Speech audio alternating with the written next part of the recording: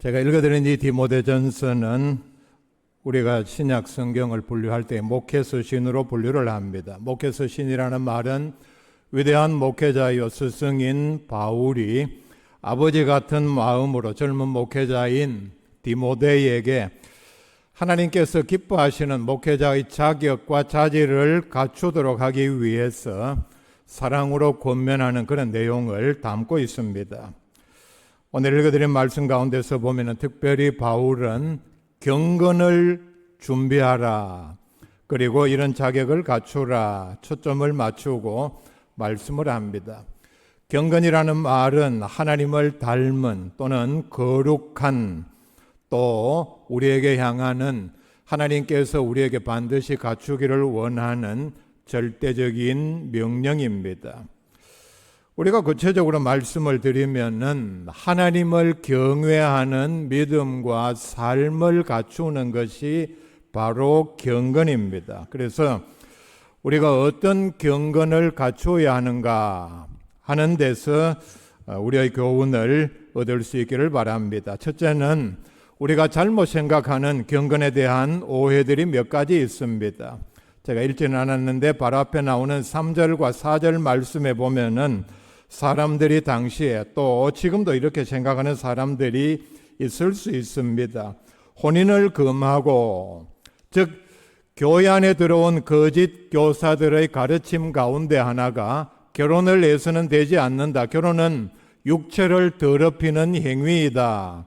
그래서 그리스도인들이 거룩함을 유지하기 위해서는 결혼을 하지 아니하고 혼자서 순결을 지키고 거룩한 삶을 살아야 한다 가르쳤습니다. 이게 대표적인 경건을 오해한 그런 내용들입니다.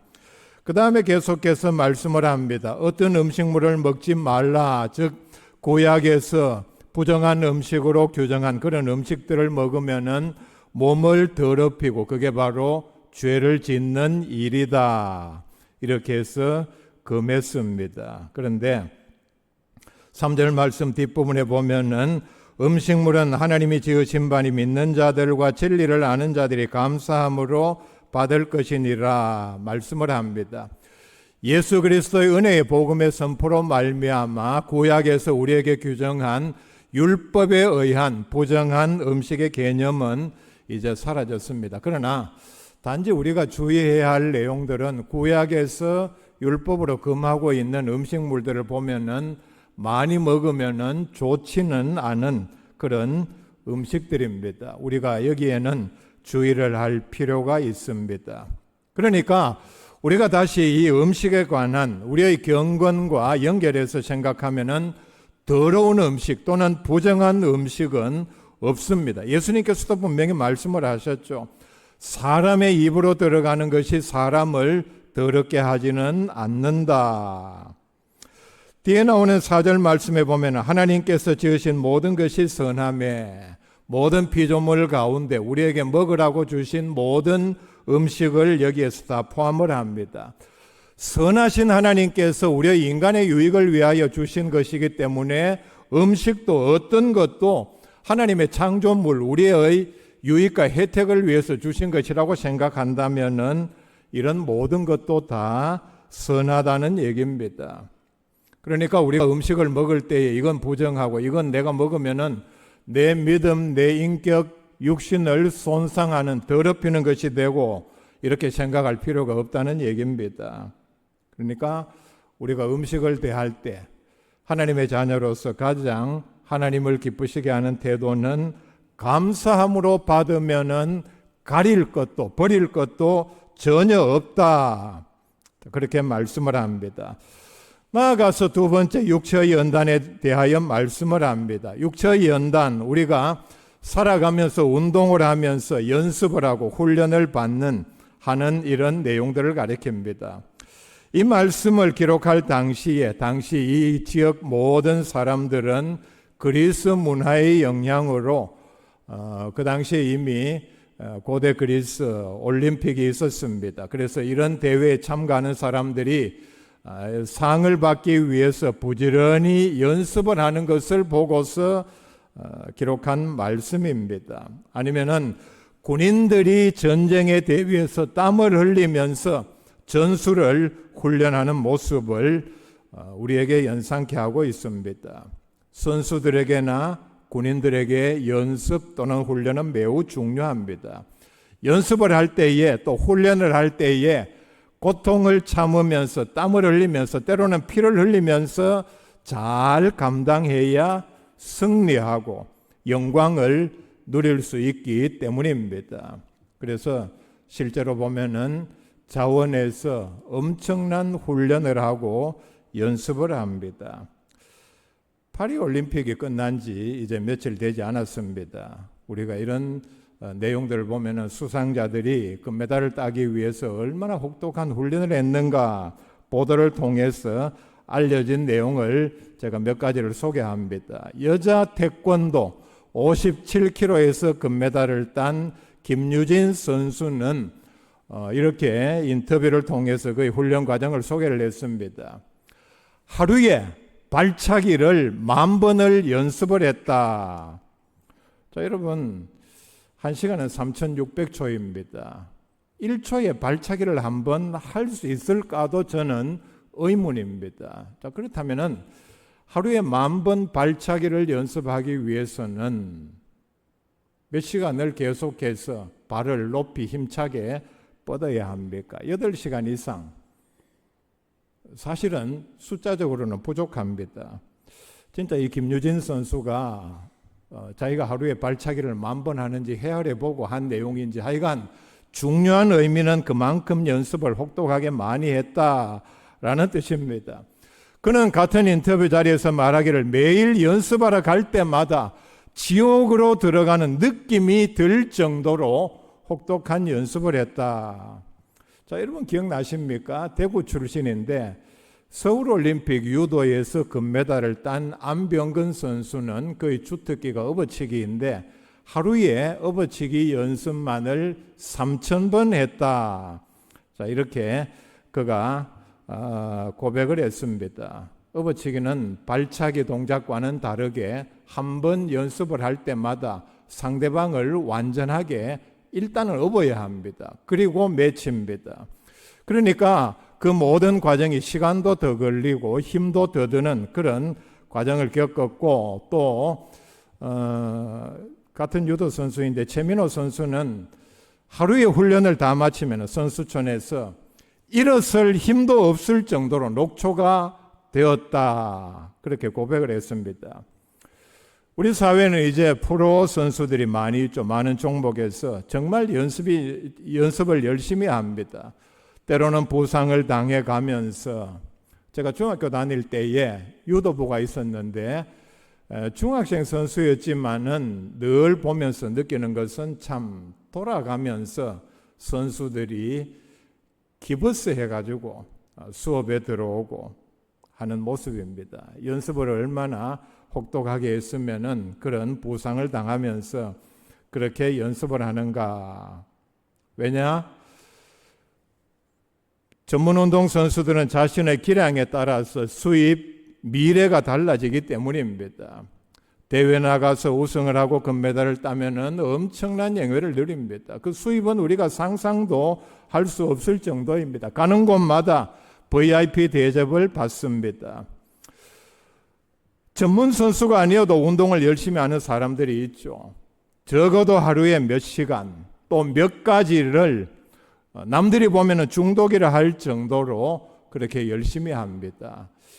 신문에 그런 기사들 나는 걸 이렇게 보면은 자기는 뭐 어떻게 운동을 하고 방법을 유튜브에 올리고 쓰는 기구들을 소개를 하고 이렇게 보면은 저 사람이 생업을 위해서 무슨 일을 하는가, 자기 직업은 없는가 할 정도로 그렇게 운동을 열심히 하고 그 다음에 그 운동의 결과로 얻은 근육을 사진에 찍어서 올리고 뭐 보고 좋아요 누르고 그 재미에 아마 또 열심히 더 다듬는 그런 모습을 보입니다. 근데 운동을 안 하는 사람들이 그런 하는 얘기들이 있죠. 뭐 운동 하나 안 하나 뭐 오래 사는 거는 큰 차이가 없다. 뭐 오히려 누구는 운동하다가 심장마비로 죽었다더라.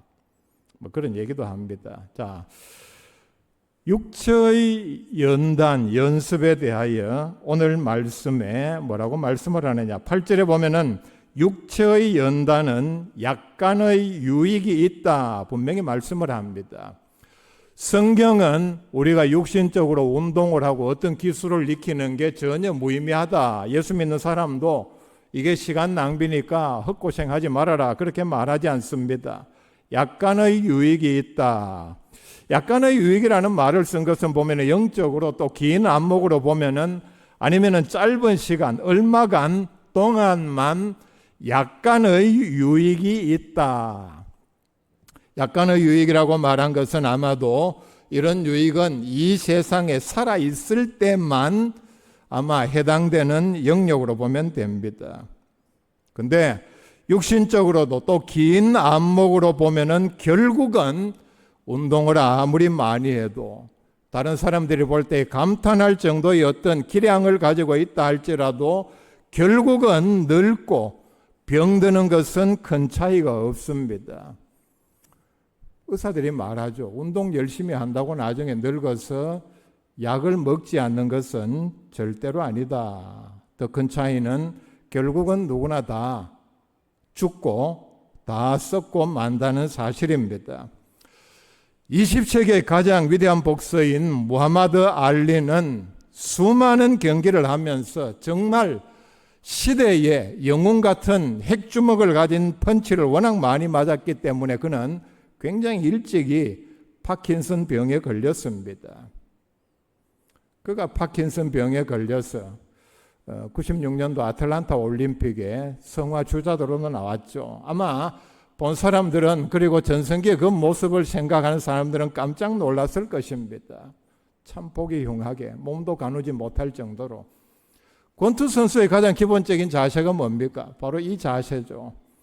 이 자세가 나는 싸울 준비가 되어 있다. 덤벼라. 아니면 내가 공격한다. 가드라고 그러는데 그가 그렇게 심한 파킨슨 병에 걸리자 젊은 나이에 이 가장 기본적인 자세도 취하지 못할 정도로 완전히 몸이 망가지고 말았습니다.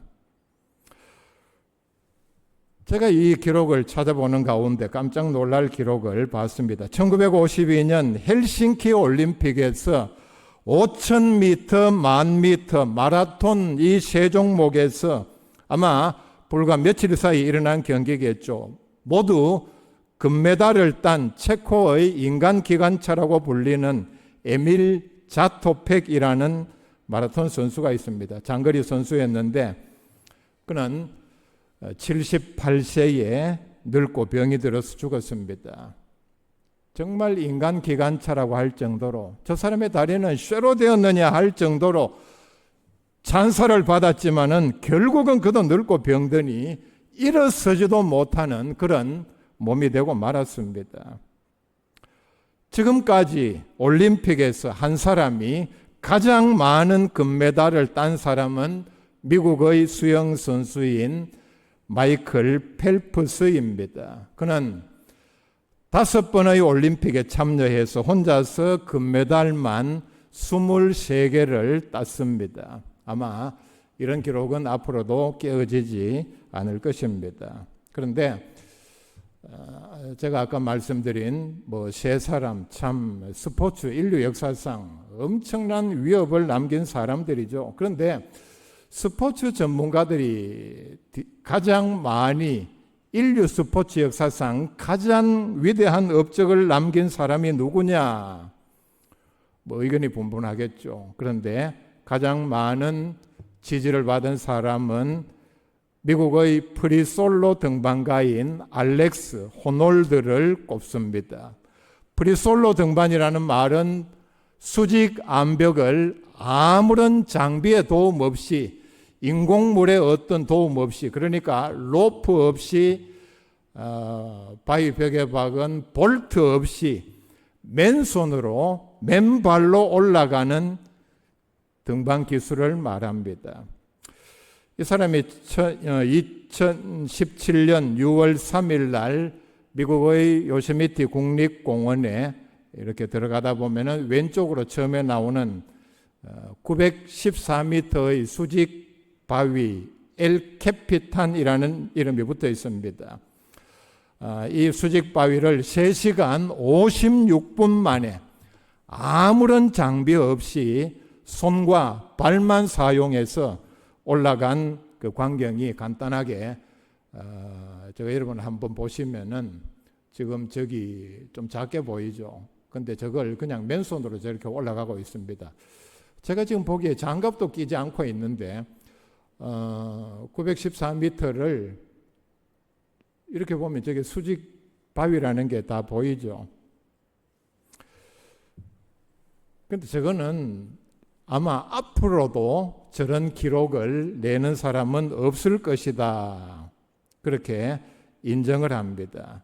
저게 보는 사람으로 하여금 얼마나 가슴 졸이며 심장을 뛰게 했던지 저 장면을 촬영한 촬영 기사도 다 촬영하고 난 다음에 다시는 저런 장면을 내가 찍지는 않겠다 선언을 할 정도로 보는 사람을 손에 땀을 쥐게 하는 그런 광경입니다.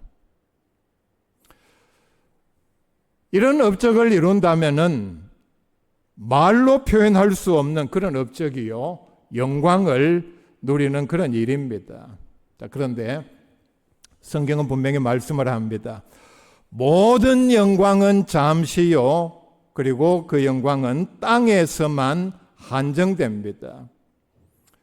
앞으로 세상이 바뀌어서 금메달을 100개 딴 사람이 있다 할지라도 그걸 가지고는 절대로 천국 문 앞에도 가지를 못합니다.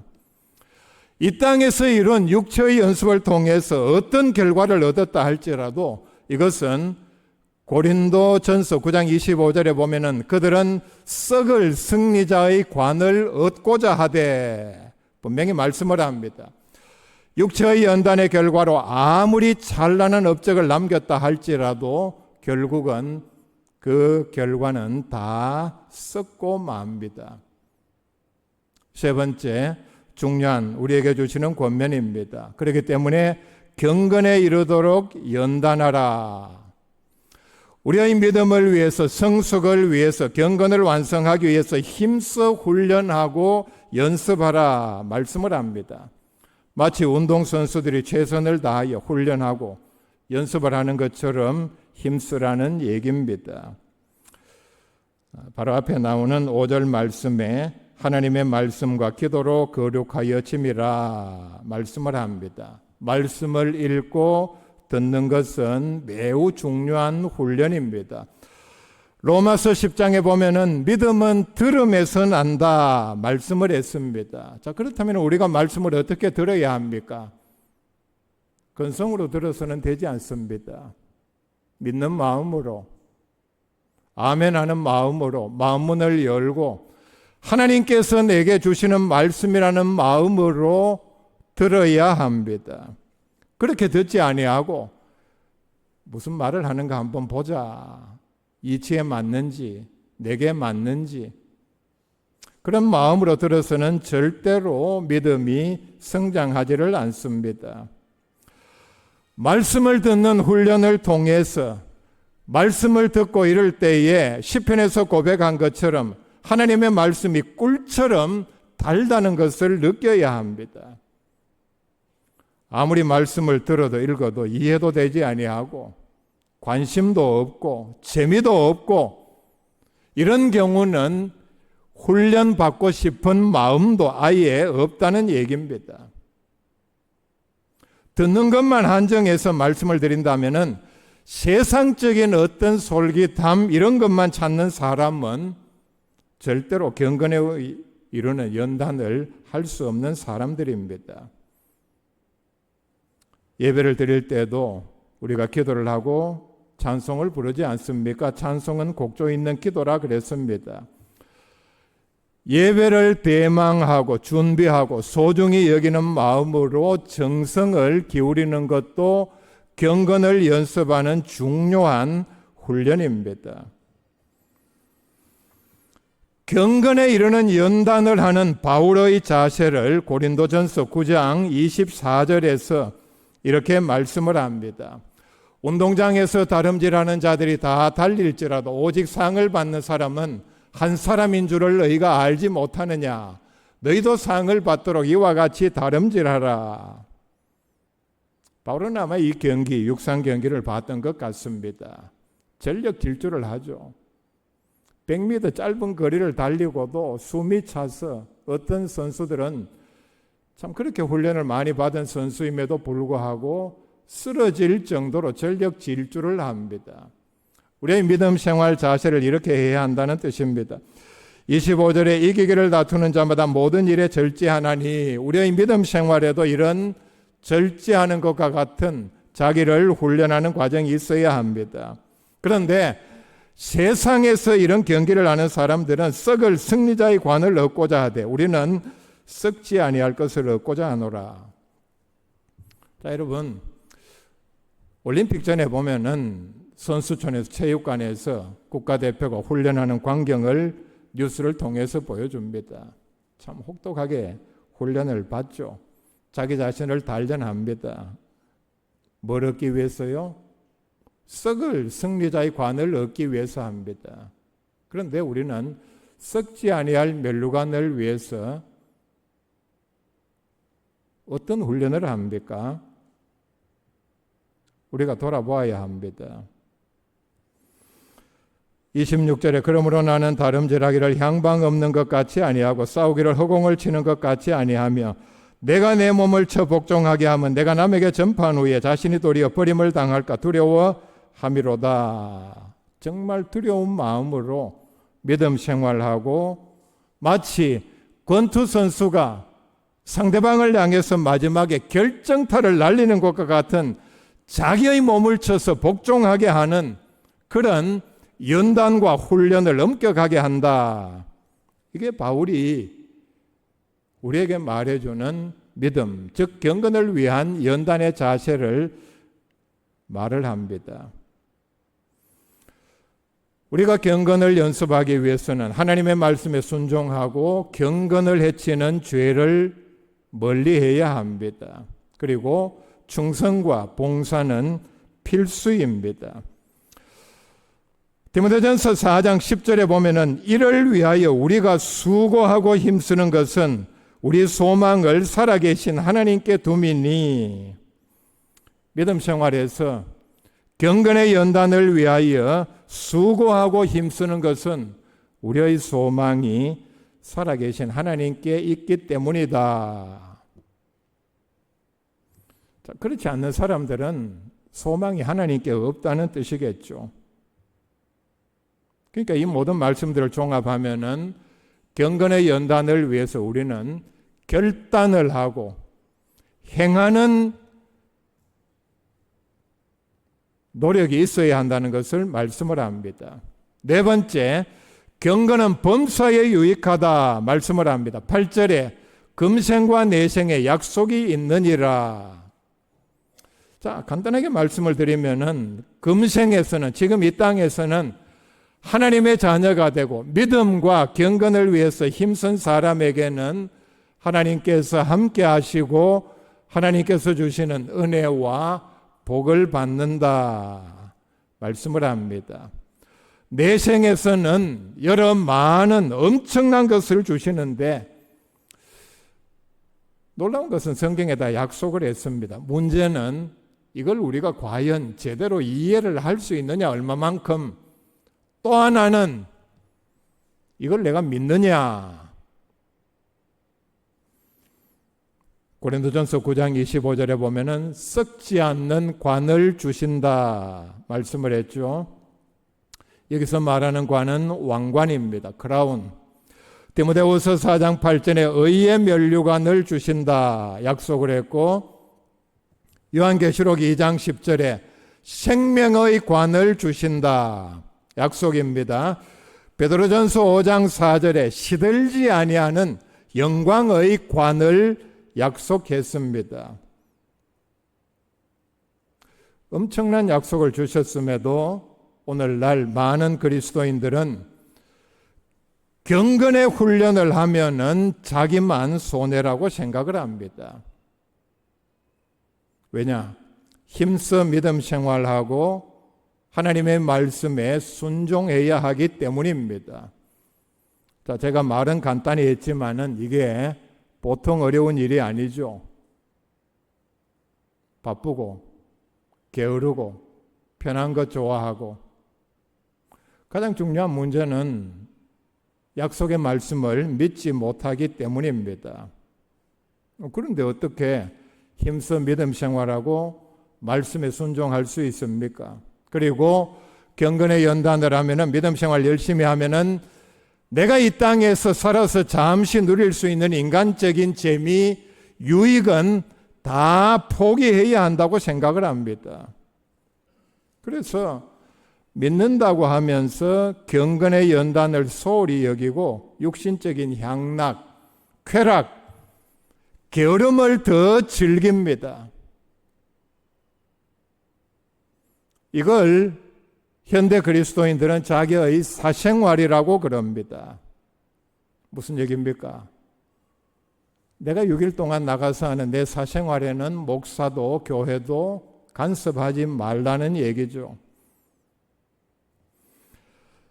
약간의 유익밖에 없는, 결과적으로 긴 안목에서 보면은 죽으면은 다 썩고 말 육체의 연단을 위하여는 그렇게 많은 수고와 투자를 아끼지 않으면서 금생과 내생의 약속이 있는 경건을 위하여는 관심도 없고 노력도 기울이지 않는다면은 매우 어리석고 위험한 일입니다. 왜 위험한 일인지 아십니까? 하나님께서 분명히 이런 사람들에게 이렇게 물으실 것입니다. 너는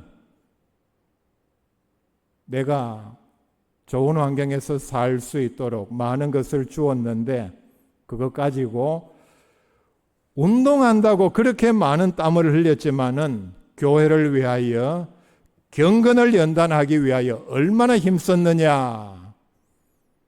하나님께서 분명히 물으실 것입니다. 우리는 여기에 대한 분명한 대답을 준비를 해야 합니다.